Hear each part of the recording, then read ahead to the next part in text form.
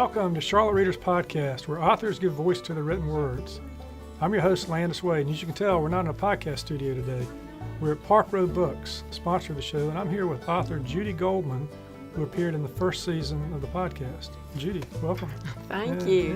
Glad to be here. Now, on the podcast, you read from your book, this coming out, Together, a Memoir of a Marriage and a Medical Mishap. Tell us about the book. Okay, so it's coming out February 12th, Valentine's Day, sort of. Great. So my husband had surgery for back trouble, and then his back was hurting again, so he decided to have an epidural to ease his back pain. The minute that needle went into his spine, he was paralyzed from the waist down. And that led to a whole story? And then Yes, that was the starting point for this memoir, and I look at the changes that take place in every relationship, every marriage, the slow, gradual ones that come along with the passage of time, and then the sudden, abrupt ones that take us by surprise. So it's sort of the story of the ever after part of marriage. So let's start with that a scene in your book and have you read here in the spirit of the podcast. This scene right after you've learned that this numbing procedure did not go as it should have. Okay. This is right after I walked into the room, and my husband whispered to me, "Judy, I can't feel a thing from my waist down." Maybe it's not as bad as I'm terrified that it is. Maybe he's really all right. Maybe I can help him be all right. Maybe what's been taken away can be brought back. I just have to figure this out, but I need to hurry before whatever it is, locks into place. I loosen the sheet around his feet. "Can you feel this?" I scratch his bare toes. "No," he says, "not at all."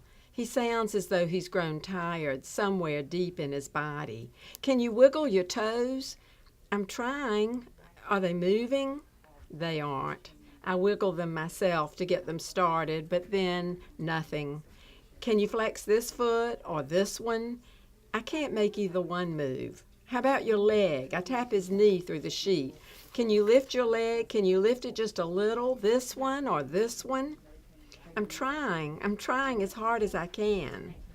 I stroke the tops of his feet, then the soles with my fingers. For a second I think how another time, another place, I might run my hand down his calf to his foot. Maybe in the morning on my way to the bathroom, rounding the bed, I might reach under the sheet and touch the bottom of his foot. That careless, offhanded thing married people do.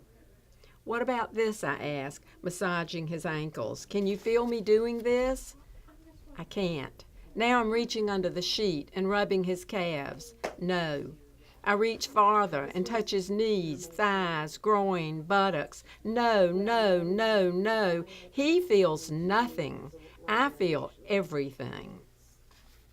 1 minute, you're complaining that the zinc-based sunscreen you're supposed to wear in the Caribbean goes on like Elmer's glue.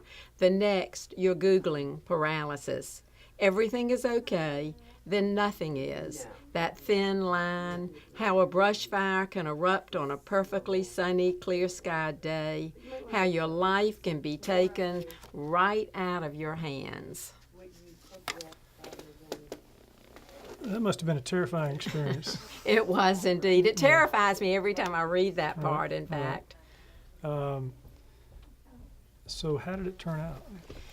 Well, my husband he progressed from a wheelchair to a walker, to a 4-prong cane, to a burl-handled cane, very natty that he uses now. So he's really doing okay. We're very fortunate, actually.